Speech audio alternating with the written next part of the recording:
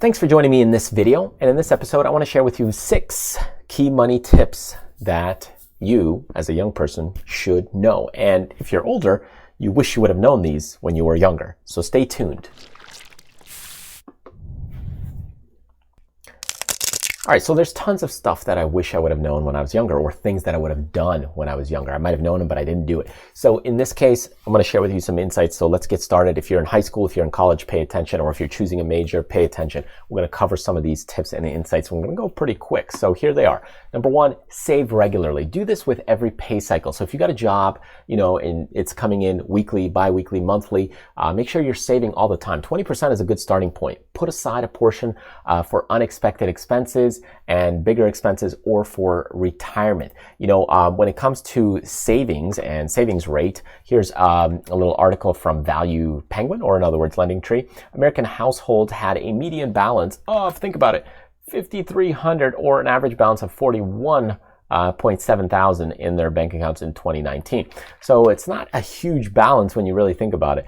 But that's kind of what you're at least trying to go way past, so that way you can be kind of ahead of the curve, right? So what you want to take a look at is, look at these. These things are constantly increasing just due to inflation and so on. In 2001, we actually had 5,690. And now we're kind of 2019, a little bit back in there. We had a little bit of a dip. So just due to, maybe this was the 1999, 2000 bubble or something like that. But in either case, most of the time, this is really starting to kind of go upwards, and partly due to inflation. So you want to make sure you're constantly putting away money, because if you don't, it could be a huge issue and problem for you later down the road. If you get into a surprise expense, a thing that you have to cover, emergency fund for that case, then you want to pay close attention to that. Number 2, invest when you are young. Oh my goodness, time is on your side with compounding interest. If you invest $1,000 a month from 23 years old to about 35 years old, and then no more, you'll be a millionaire by the time you're 60 years old. And that's really the power of compounding, just when you look at it. Here is a cool article from TD Ameritrade. So you can look at long-term investing and the power of compound interest.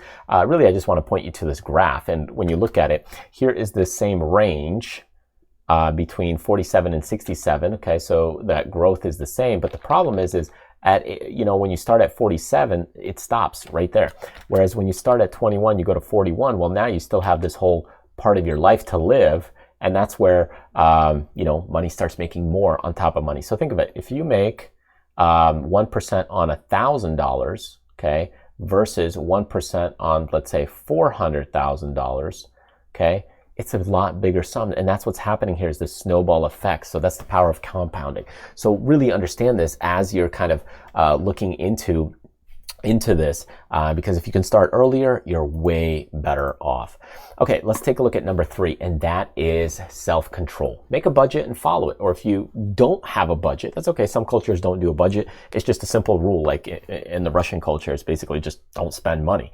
In other cultures, you got a budget. So anyway, it's up to you. Overcome buying impulses. Use credit cards to build credit and protect purchases, not as extra cash or a loan. So in other words, don't use your credit card just like as an extra loan, or just pay it off later, just do that later.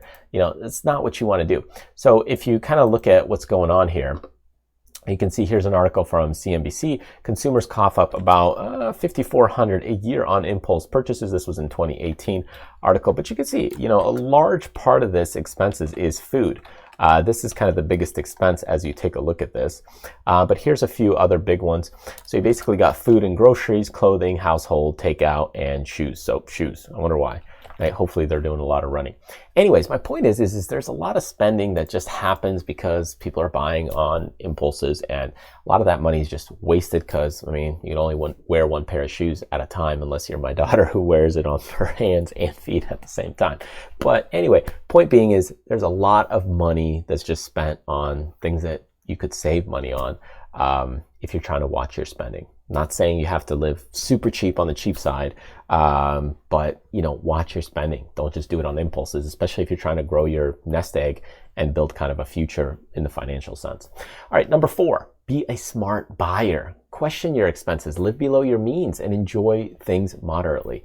Most common impulse buys, which we just talked about, is shoes, takeout, makeup, decorations, electronics, and video games. So be aware of these things and watch the credit card debt that's coming in. So if you're constantly spending, this credit card debt starts to add up. And you can see the credit card debt that gets accumulated here on average is about $5,525 in kind of these, what is this, 2021 article here. So that's kind of the American credit card debt on average. Most people have at least about $5,000 of credit card debt. So that's pretty huge. It starts to add up. And remember, the interest starts to pick up speed. So if you got a credit card like $5,000, depending on how long it takes you to pay off, if you're just doing the minimum versus if you're doing some things with the principal and paying a little extra, I mean, you could actually end up paying $8,000 or $12,000 on that $5,000 credit card. So you're basically spending a lot of money on just kind of interest and that kind of stuff just to be able to have a few extra pairs of shoes, some takeout, and some makeup and some other stuff. All right, let's take a look at number 5, and that is make a plan to actually earn a living. Be intentional in choosing your career. If you're in high school, getting into college, learn how your passion can be turned into a viable living. Research what works and what earns an income. Don't wait for luck or blindly follow a trend. And this is basically like, if you take a look at just some jobs, like what do they actually pay? Start backwards. Like what job do you want and what do they pay? Here's just a quick Indeed article, which is basically career resume, that kind of stuff, looking for jobs. And here's 10 of the lowest paying majors with ways to increase earnings potential. So just again, not saying this is only the lowest. There's also probably some others in here, but just gives you an idea. Look, hospitality and tourism, you're getting paid $24,000 a year. So look, you're going to get a degree in hospitality and you might make only $24,000 a year. Your degree might cost you, 3 to 5 times that, and it takes you like, 5 to 7 years to pay that degree off. Who knows?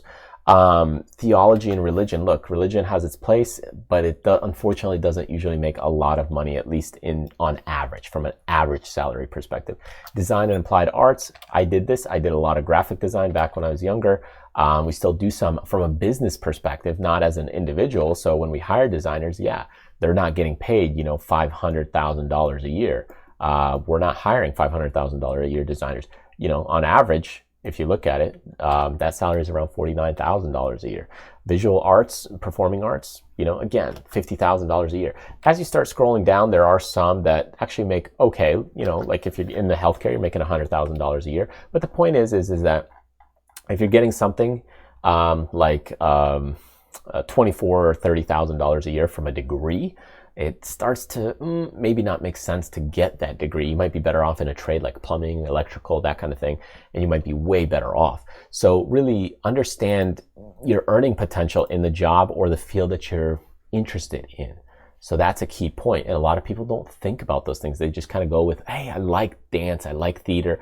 It just may not pan out for you. Okay, let's look at number 6, and that is no taxes. One of the biggest erosions of your income is learning where your taxes go, what makes them increase, decrease, and helps you make better choices to keep more money in your hands and in your pockets. So you could say, hey, I'm going to hire an accountant, hire a tax professional, and that's fine. They'll do your taxes. But if you understand the way taxes actually work and function, you can choose to live your life just slightly differently to plan things out. Yes, you could have a financial planner and you could have a tax accountant and all these things, but unfortunately they don't have all the puzzle pieces together of your life and how intricate and detailed it is.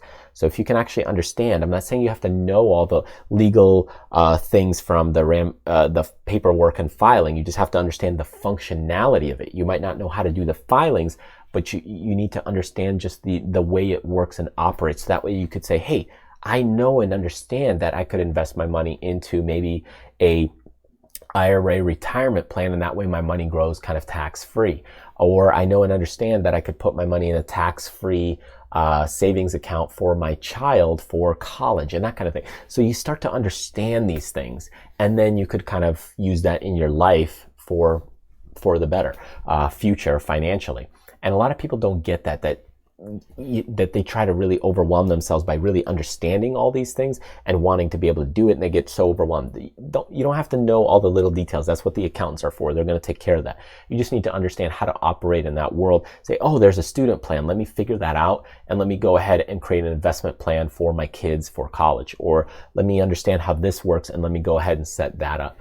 That's what you have to know and understand. So anyways, definitely know and understand your taxes, the way that they work and function, because it'll save you, hundreds of thousands of dollars over the multiple years in the long run. So anyways, hope that helps.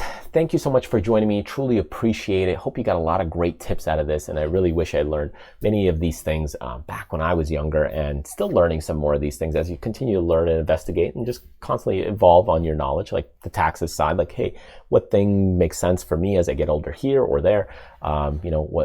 What's better? And for you, as you're maybe choosing a degree, looking to get into a certain field of study, do some more research about those things. So anyways, thanks again. Check out our website and learn a little bit more insight on your personal finances. I'll see you next time.